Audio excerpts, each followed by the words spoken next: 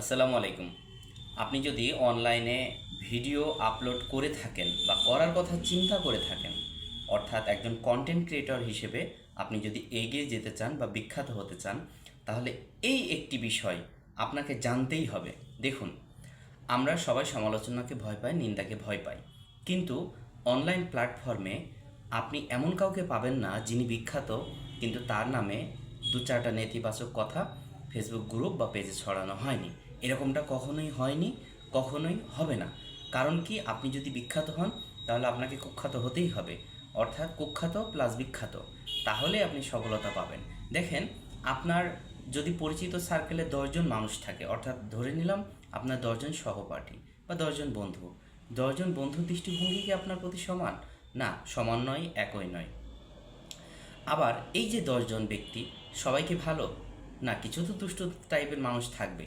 তাহলে এখন আপনি যখন অনলাইনে আসবেন তখন তো আপনার অবশ্যই চিন্তা থাকে যে আপনার লাখ লাখ ফলো করবে মানুষ, লাখ লাখ ভক্ত থাকবে, অনুসারী থাকবে, যারা আপনাকে অবশ্যই ভালোবাসা দিবে। সেক্ষেত্রে একটা কথাই বলতে পারি আপনাদেরকে, যে আপনারা যখন কন্টেন্ট ক্রিয়েট করবেন এই সমালোচনাকে ভয় পাবেন না কোনো মতেই, নিন্দাকে কোনো মতেই ভয় পাবেন না। শুধুমাত্র আপনি যে কাজ করেন এটা পজিটিভ ওয়েতে হতে হবে, এই কাজটা যেন আবার নেতিবাচক ওয়েতে না হয়। তাহলে দেখবেন আপনার নামে যতই নিন্দা থাকুক, যতই হিংসা থাকুক, যতই বিদ্বেষ ছড়াক বা সমালোচনা করুক, আপনাকে কখনো আটকাতে পারবে না। আপনি ডেফিনেটলি স্টেপ বাই স্টেপ এগোতেই থাকবেন এবং